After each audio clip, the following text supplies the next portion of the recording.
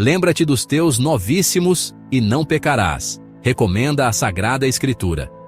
Os novíssimos do homem são as últimas coisas que a ele ocorrerão, ou seja, a morte, o juízo particular, o céu, o inferno, o purgatório, o fim do mundo, a ressurreição dos mortos e o juízo final. A 9 de março a Igreja comemora a festa de uma grande santa, cuja vida foi marcada por extraordinárias visões que teve do céu, purgatório e inferno, bem como a ação dos anjos e dos demônios neste mundo. Trata-se de Santa Francisca Romana. Nasceu ela em 1384, da nobre família dos Brussa. Com apenas 12 anos, levava já uma vida extraordinária. Sua intenção era de não se casar, mas seu confessor aconselhou-a a não resistir às instâncias de seus pais. Tendo esposado então Lourenço de Poziane, logo que se casou, caiu gravemente doente, sendo curada milagrosamente por uma aparição de Santo Aleixo, mártir romano. No lar, o teor de sua vida era severo e admirável. Desde o seu restabelecimento, Francisca dedicou-se largamente às obras de caridade. Junto à cunhada Vanosa, pedia esmola de porta em porta, para dar aos pobres nas vias públicas, em zonas onde não era conhecida. Deus abençoou seu matrimônio, concedendo-lhe 6 filhos. O falecimento do filho João, ainda criança, constituiu uma das alegrias de sua existência. Teve ele uma morte extraordinária, e disse ao expirar: "Vejo Santo Antônio e Santo Onofre, que vêm buscar-me para me levarem ao céu." Vários fatos de transcendência pública influenciaram sua vida. A tomada de Roma pelo rei de Nápoles, que desencadeou uma série de catástrofes sobre sua família. O exílio do Papa Eugênio IV, em virtude da guerra entre florentinos e milaneses. Ainda em casa do esposo, congregou em torno de si muitas senhoras de melhor sociedade romana, com o fim de se animarem na prática da piedade e virtudes cristãs. Formou-se a primeira organização de senhoras que, em 1431, recebeu uma regra própria, dando origem às Oblatas de Santa Francisca Romana, cujo pequeno convento tinha o pitoresco nome de Tor des Petits. Após a morte do marido, juntou-se às suas filhas espirituais, conduzindo-as aos hospitais e às casas dos pobres. Muitas vezes, em lugar de um remédio ou recurso insuficiente, foi uma cura súbita e miraculosa que Santa Francisca levou aos necessitados. Deus a consolou com revelações e comunicações místicas sobre a vida de Nosso Senhor Jesus Cristo e Maria Santíssima. Tornou-se célebre por seus milagres e dons de cura. Restituiu a vista aos cegos, a palavra aos mudos, a saúde aos doentes, e libertou muitos possessos do demônio. Santa Francisca teve o pressentimento de sua morte e preveniu seus amigos. Pedia a Deus que a levasse desta vida, pois não queria ver as novas crises que já começavam a assaltar a Santa Igreja. Caiu enferma, vindo a falecer em 1440. Na vida dessa mística italiana, as visões ocupam um lugar saliente. A propósito do que a santa viu sobre o inferno, o célebre escritor católico francês, Ernest Hello, apresenta um apanhado sucinto e sugestivo em sua obra Physionomie des Saints, o qual abordaremos adiante. Inúmeros suplícios, tão variados quanto os crimes, foram mostrados à santa em detalhes.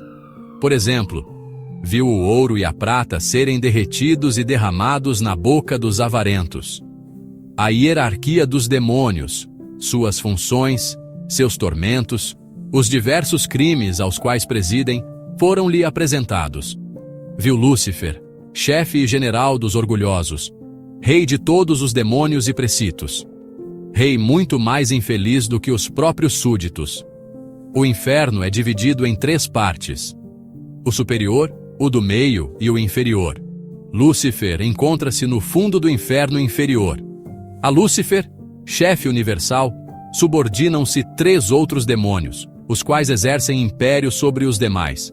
Asmodeu, que preside os pecados da carne, e era antes da queda um querubim. Mamon, que preside os pecados da avareza, era um trono. O dinheiro fornece ele sozinho uma das 3 grandes categorias. Beelzebu preside aos pecados de idolatria. Tudo que tem algo a ver com magia, espiritismo, é inspirado por Beelzebu. Ele é, de um modo especial, o príncipe das trevas. Ele é atormentado e atormenta suas vítimas. Uma parte dos demônios permanece no inferno, a outra no ar. E uma terceira atua sobre os homens, procurando desviá-los do certo caminho. Os que ficam no inferno dão ordens e enviam seus embaixadores.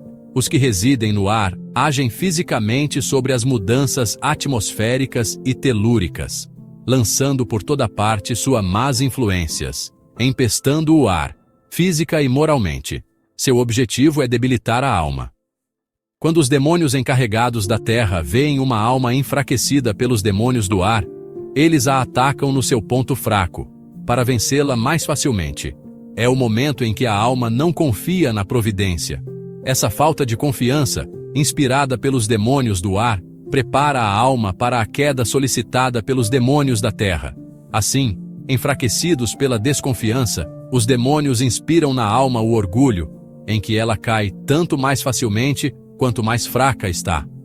Quando o orgulho aumentou sua fraqueza, vêm os demônios da carne que atacam seu espírito. Quando os demônios da carne aumentam mais ainda a fraqueza da alma, vêm os demônios que insuflam os crimes do dinheiro. E quando estes diminuíram ainda mais os recursos de sua resistência, chegam os demônios da idolatria, os quais completam e concluem o que os outros começaram. Todos se articulam para o mal, sendo esta a lei da queda. Todo pecado cometido, e do qual a alma não se arrependeu, prepara-a para outro pecado. Assim a idolatria, a magia, o espiritismo esperam no fundo do abismo aqueles que foram escorregando de precipício em precipício. Todas as coisas da hierarquia celeste são parodiadas na hierarquia infernal. Nenhum demônio pode tentar uma alma sem a permissão de Lúcifer. Os demônios que estão no inferno sofrem as penas do fogo. Os que estão no ar ou na terra não sofrem atualmente tais penas, mas padecem outros suplícios terríveis, e particularmente a visão do bem que praticam os santos. O homem que faz o bem inflige aos demônios um tormento indescritível. Quando Santa Francisca era tentada, sabia, pela natureza e violência da tentação, de que altura tinha caído o anjo tentador e a que hierarquia pertencia. Quando uma alma cai no inferno, seu demônio tentador é felicitado pelos demais. Mas quando a alma se salva, o demônio tentador recebe insulto dos outros, que o levam para Lúcifer, e este lhe inflige um castigo a mais, além das torturas que já padece. Este demônio entra às vezes no corpo de animais ou homens. Ele finge ser a alma de um morto. Quando um demônio consegue perder certa alma, após a condenação desta, transforma-se em tentador de outro homem, mas torna-se mais hábil do que foi a primeira vez. Aproveita-se da experiência que a vitória lhe deu, tornando-se mais forte para perder o homem. Santa Francisca observava um demônio em cima de alguém que estivesse em estado de pecado mortal. Confessado o pecado, via ela mesmo o demônio ao lado da pessoa. Após uma excelente confissão, o anjo mal ficava enfraquecido, e a tentação não tinha mais o mesmo grau de energia. Ao ser pronunciado santamente o nome de Jesus, Santa Francisca via os demônios do ar, da terra e do inferno inclinarem-se com sofrimentos espantosos, tanto maiores quanto mais santamente o nome de Jesus fora pronunciado. Se o nome de Deus é pronunciado em meio a blasfêmias, os demônios ainda assim são obrigados a se inclinar. Mas um certo prazer é misturado à dor causada pela homenagem que são obrigados a render. Se o nome de Deus é blasfemado por um homem, os anjos do céu inclinam-se também, testemunhando um respeito imenso. Assim, os lábios humanos, que se movem tão facilmente e pronunciam tão levianamente o nome terrível, produzem em todos os mundos efeitos extraordinários e ecos. dos quais o homem não é capaz de compreender nem a intensidade nem a grandeza.